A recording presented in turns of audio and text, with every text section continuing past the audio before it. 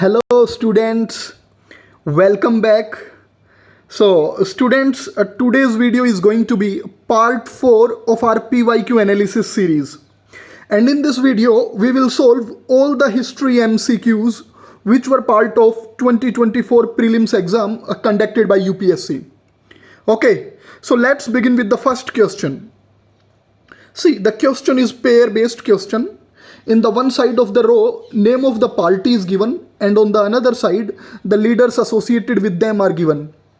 See, the first is Bharatiya Jan Sangh, and leader is Dr. Shyam Prasad Mukherjee. Second is Socialist Party, leader's name is Siraj Gopalchari. Third is Congress for Democracy, and leader's name is Jagjivan Ram. And Swatantra Party, leader is Acharya Narendra Dev. Now you have to tell how many of the above are correctly matched. See, it's a very well-known fact that Bharatiya Jan Sangh was founded by Dr. Shyam Prasad Mukherjee. So जो first option है, that is going to be the right. Now, Socialist Party, this is incorrectly matched because Socialist Party was associated with Acharya Narendra Dev. And Congress for Democracy this party was associated, Jagjivan Ram was associated with this party. So third is also correctly matched, whereas fourth is wrongly matched. So the correct answer is B option, only 2. But important thing that is to be noticed here is that UPSC ना exchange कर देता है options. For example, Raj Gopalchari was associated with Swatantra Party and Acharya Narendra Dev was associated with socialist party, but उन्होंने exchange कर दिया. अब आप एक चीज़ ध्यान रखेंगे, जब भी पेयर बेस्ड क्वेश्चंस आते हैं ना, और जहाँ पे 4 पेयर दिए होते हैं, it has been observed that 95% of the time option B remains the answer. Okay, we will observe this thing in many other MCQs. Okay, and here is the detailed explanation of this question. जो wrongly matched options थे उनके बारे में देख लेंगे आप. Swatantra party founded by Rajagopalachari and socialist party by Acharya Narendra Dev. Now moving on to the next question. See, question is again based on pairs. In the one row, archaeological sites are given. The middle row is about states, and third row gives description of these sites. So first is Chandraketugad, state Odisha, and description is trading port town. See, now this is wrong because Chandraketugad was a trading port town, but it's not located in Odisha. It is in West Bengal. So first is not going to be the part of answer. Second is Inamgaon, Maharashtra, and it is a Chalcolithic site. Now Inamgaon is in Maharashtra as well as it's a Chalcolithic site. It is correctly matched. Third is Mangdu, it is in Kerala and it's a megalithic site. This is also correct. Fourth is Salihundam and it is in Andhra. This is right. And description is wrong because Salihundam is not famous for rock cut cave shrines. Salihundam is famous for Buddhist stupas. जो Buddhist stupa थे ना, उनके लिए famous था सालीहुंदम. Okay, अब जो correctly matched हैं, those are 2 and 3. Okay, but आपको ध्यान क्या रखना है कि पेयर बेस्ड क्वेश्चन में जब जब 4 ऑप्शन दिए गए, क्या करेक्ट हो रहा है? बी आंसर आ रहा है और उनमें से 2 ही करेक्ट मैच हो रहे हैं. अब यहाँ पे भी यही था, देख लिया होगा आपने, बट क्वेश्चन की लैंग्वेज डिफरेंट थी. यहाँ हाउ मैनी था, यहाँ which of the above rose.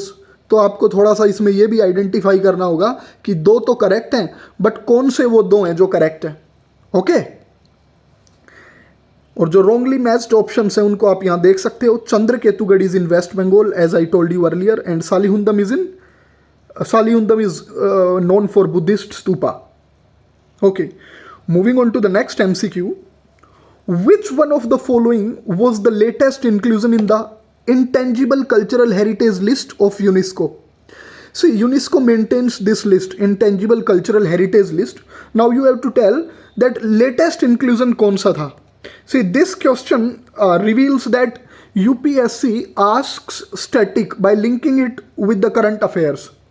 Okay, art and culture को कैसे करंट अफेयर्स से लिंक करके पूछा है उसने, ये क्वेश्चन परफेक्ट एग्जांपल है उस चीज का। सी, Kumbh Mela was included in this list in 2017 and it is asking about latest inclusion. Chow dance got its name into the list in the year 2010, Durga Puja in the year 2021 and Garba dance in the year 2023. So correct answer is going to be C option. Okay. But आप ध्यान रखिए कि कैसे art and culture को current affair से link करके पूछा है। As well as I want you guys to remember all these names with their years in a chronological manner because UPSC has this habit of asking things in chronological sequence also. Okay, and here is the correct explanation. यहाँ पे आप पढ़ लीजिएगा. You will get the PDF in my Telegram group. Link is in the description. Now the next question is about literary works. Which one of the following is a work attributed to playwright भाषा? इनमें से जो भास और भाषा जो एक नाटककार थे, उन्होंने कौन से इसकी लिटरेरी वर्क को उन्होंने लिखा, बताइए। ए इज काव्य अलंकारा, बी इज नाट्य शास्त्रा, C is Madhyama Vyayoga and D is Mahabhashya. The correct answer is C option, Bhashya wrote Madhyama Vyayoga. Now it is also important to remember that who wrote these three works. इनको भी किसने लिखा था ये भी तो याद रखना है। So Mahabhasya was written by Patanjali. Patanjali wrote Mahabhasya. Natya Shastra was written by Bharata Muni. And Kavya Lankara was written by बहामना। तो आप ये भी याद रखेंगे क्योंकि ये ऑब्जर्व किया गया है कि यूपीएससी नेक्स्ट ईयर या नेक्स्ट टू नेक्स्ट ईयर अपने जो उसके ऑप्शंस होते हैं ना उसी पे से आंसर फ्रेम कर देती है। सो आप ए बी डी जो ये लिटरेरी वर्क्स हैं ये किसने लिखे ये भी याद रखिएगा। And here is the explanation, आप इन फैक्ट्स को याद कर लीजिएगा। Now moving on to the next, again the question is related to literary work. Sanghbhuti, an Indian Buddhist monk who traveled to China at the end of the 4th century AD, was the author of a commentary on.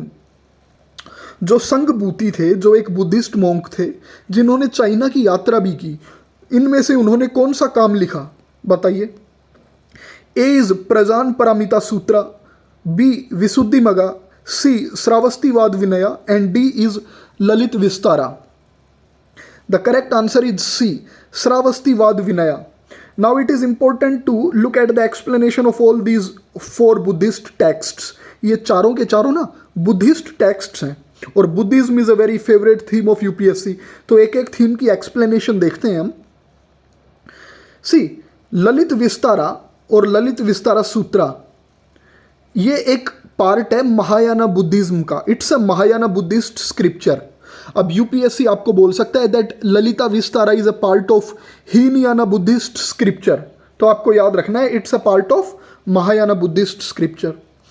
अब जो श्रवस्तिवाद है ये है क्या, it's a basically order of early Buddhism and ये जो श्रवस्तिवाद विनय tradition है it outlines the rules and regulations for monks and nuns which live और dwell in Buddhist monastery. Okay, तो ये Sarvastivada Vinaya rules regulations lay down करता है मोंक्स और nuns के लिए, याद रखेंगे आप इसको। नाउ इस ऑप्शन को भी देखते हैं, विशुद्धि मगा। अगेन आपको एक इंपॉर्टेंट चीज जो याद रखनी है that is Visuddhi Magga is associated with Theravada school of Buddhism. There are different schools of Buddhism, Hinayana, Mahayana, Theravada है ना, वज्रयाना। सो विशुद्धि मगा इज एसोसिएटेड विद थेरवाड़ा। तो ये सारी एक्सप्लेनेशन आप याद रखिए। कल को यूपीएससी आपको मैच द फॉलोइंग दे दे, पेयर बेस्ड क्वेश्चन दे दे कि विशुद्धि मगा, सामने लिख दे हीनयाना बुद्धिज्म, तो वो रॉन्ग होगा। It is associated with Theravada Buddhism. And एक और चीज आपको याद रखनी है विशुद्धि मगा से, that is who compiled it. So there was this Buddhist scholar Buddhaghosa, he compiled it, he composed it in Sri Lanka in the 5th century CE। इन्होंने compile किया था, इन्होंने इसकी रचना की थी। विशुद्धि मगा की किसने की, बुद्ध घोषा ने, याद रखेंगे आप इसे भी। And Visuddhimagga is associated with Theravada Buddhism. अब थेरवाड़ा बुद्धिज्म क्या है? Theravada Buddhism also called as teaching of the elders. ये एक बुद्धिस्ट ट्रेडिशन की एक वो स्कूल है जो एम्फेसाइज करता है बुद्धिस्ट टीचिंग्स पे, monastic discipline, individual liberation through personal effort, इन सब चीज़ों पे। Okay, and this tradition of Buddhism is very much prevalent in countries like Sri Lanka, Myanmar, Thailand, Laos and Cambodia. So इसकी डिटेल्ड एक्सप्लेनेशन में आप ये सब चीज़ें याद रखेंगे। नाउ कम्स द प्रजानी पारमिता सूत्रा और द परफेक्शन ऑफ विजडम सूत्रास। अब ये जो प्रजना पारमिता सूत्र है, क्वेश्चन में भी पता लगा दैट संघभूति ने इसकी रचना की थी। It is associated with which school of Buddhism? Mahayana Buddhism, Mahayana Buddhist text. अब यूपीएससी आपको दे सकता है कि कौन सा एक महायाना बुद्धिस्ट टेक्स्ट है। सो प्रजानी पारमिता को भी याद रखेंगे आप। ओके, 3 वो रॉन्ग ऑप्शंस दे देगा और 1 ये दे देगा। So this is also important, आप इसे याद रखिए। Now moving on to the next MCQ, again a question of art and culture was asked by relating it with the current affairs. उसने पूछा है कि ये जो वर्ल्ड हेरिटेज लिस्ट है यूनेस्को की, उसमें से 2023 में कौन सा इंक्लूड हुआ था? ओके, ये सारी की सारी वर्ल्ड हेरिटेज लिस्ट में शामिल है, बट 2023 में कौन सी शामिल हुई थी ये पूछा है आपसे in simpler terms. So Shanti Niketan was included or got its name into the list in the year 2023. So one is correct. Rani ki Vav is not going to be the part of answer because ये 2014 में include हुआ. Sacred ensembles of Hyoslas, this is also correct, ये भी 2023 में हुए. And Mahabodhi temple complex at Bodh Gaya, this is not going to be the part of answer. So B is the correct answer. But important क्या है, आप ये भी याद रखेंगे कि ये जो रानी की वाव और महाबोधि टेम्पल कॉम्प्लेक्स है ये कब इंक्लूड हुए थे? क्रोनोलॉजिकली पूछ लेगा, मैच द फॉलोइंग में पूछ सकता है आपको। ओके, तो आप अपने ब्रेन को, माइंड को एक्टिव रखिए कि कैसे क्वेश्चन फॉर्म करता है, कैसे ट्रैप रखता है UPSC. Okay, now moving on to the next MCQ, that is again see Buddhism के ऊपर क्वेश्चन है गौतम बुद्धा की लाइफ पे। With reference to ancient India, Gautama Buddha was generally known by which of the following epithets? यानी कि गौतम बुद्धा के और कौन कौन से नाम थे ये पूछा है आपसे। नया पुता, शाक्य मुनि, तथगता। बताइए। A 1 only, B 2 and 3 only, C 1 2 3 and D none of the above are epithets of Gautam Buddha. इनमें से कोई भी नहीं। The correct answer is B 2 and 3 only. Shakya Muni and Tathagata were epithets of Lord Buddha. Lord Buddha के ये दूसरे नाम थे। ओके, याद रखेंगे आप। बट दिस नया पुता वॉज नेम ऑफ महावीर जैना, लॉर्ड जैना जो महावीर जैन थे। ओके, महावीर जैना का नाम था नया पुता, वेरेज 2 and 3 शाक्य मुनि और तथगता लॉर्ड बुद्धा के नाम थे।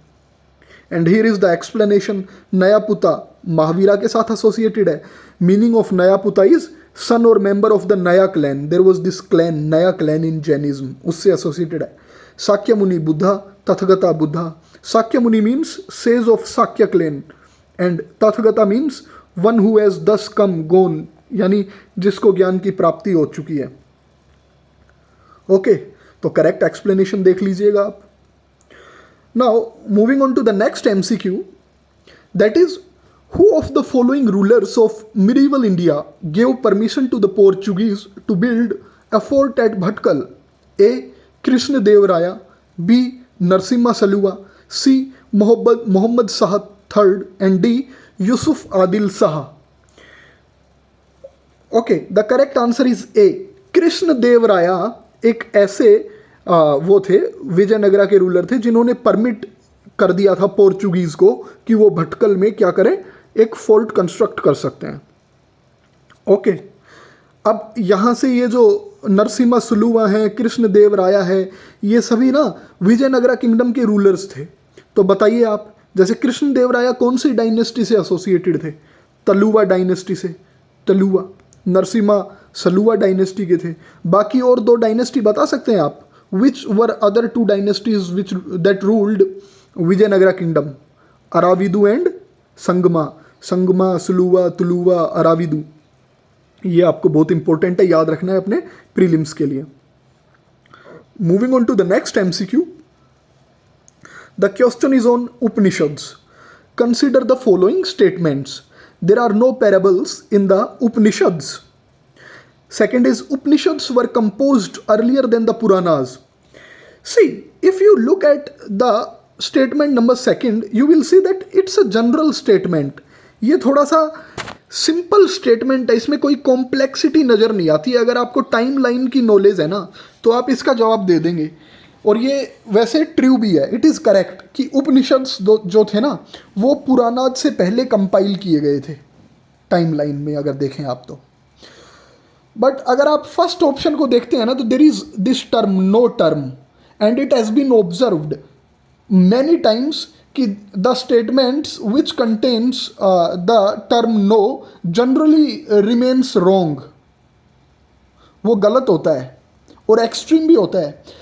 पैरेबल्स का मतलब क्या होता है? पैरेबल्स का मतलब होता है, आप ऐसे समझिए, stories, example based stories. Example based stories ऐसी कहानियाँ जिनमें उदाहरण दे के कुछ मोरल मैसेज दिया गया है सोसाइटी को।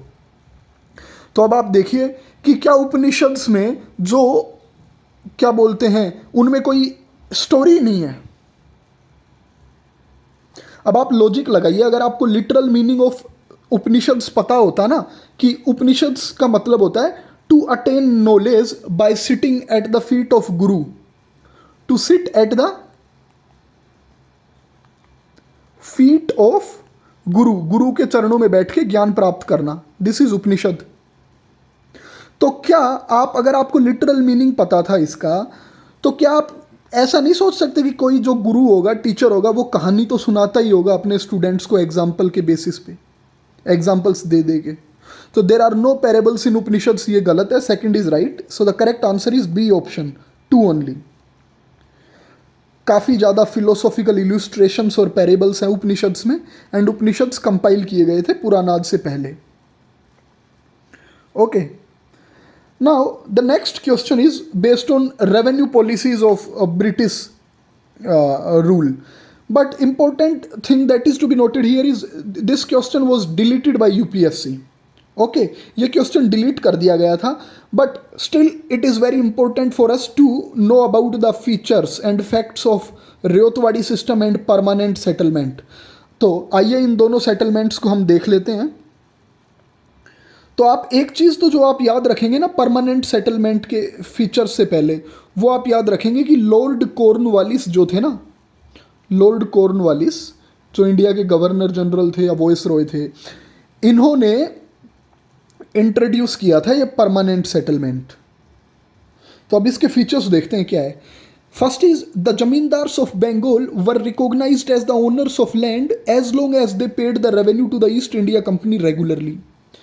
यानी परमानेंट सेटलमेंट ने जमींदार्स जो थे ना उन्हीं को जमीन का मालिक बना दिया गया था।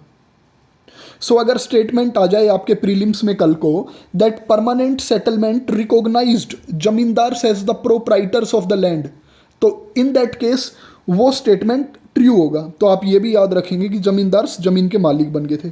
Second is amount of revenue that the zamindars had to pay to the company was firmly fixed and would not be raised under any circumstances. In other words, the government of the East India Company got 89%, leaving the rest to the zamindars.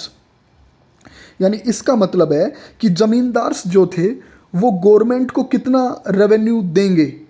Peasant तो खेती करता था, जमींदार peasant से revenue लेंगे और government को कितना देंगे 89%।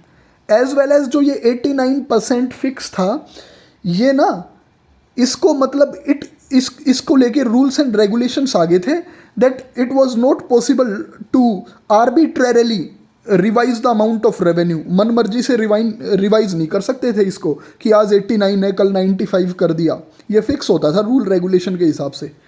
सो जो 11% था रिमेनिंग वो जमींदार अपने पास रखते थे और पीजेंट का एक्सप्लॉइटेशन होता था।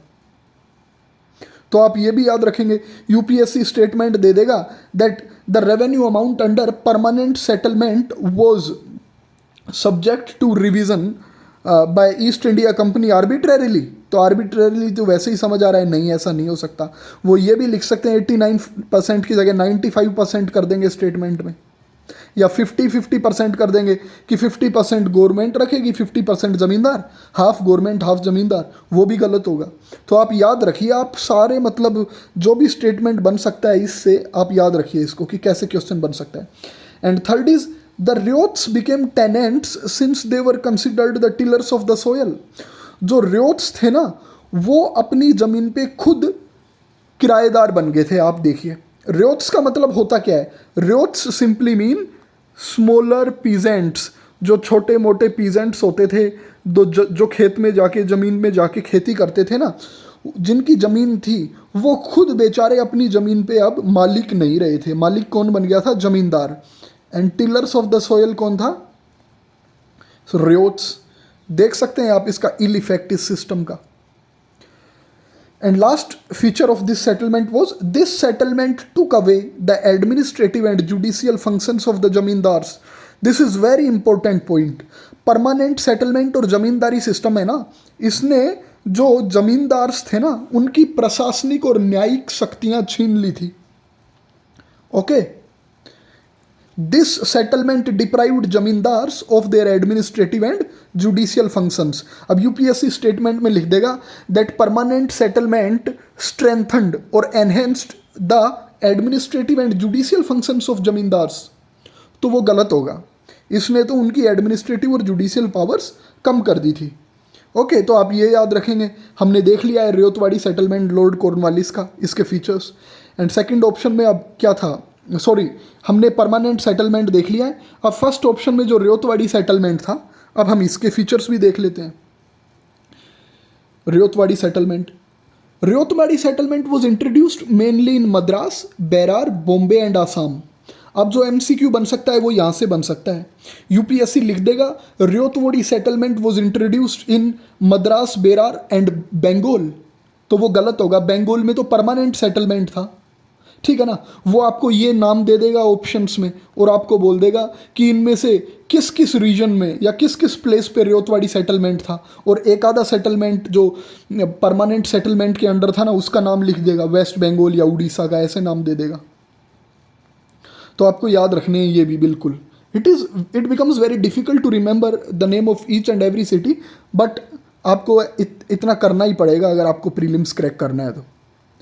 एंड रियोतवाड़ी सेटलमेंट के जो फाउंडर थे वो कौन थे, sir Thomas Munro introduced this system in Madras presidency.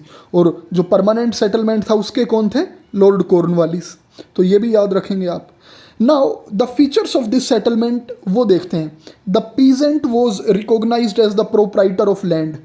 C you can note the substantial difference between Ryotwari settlement and permanent settlement.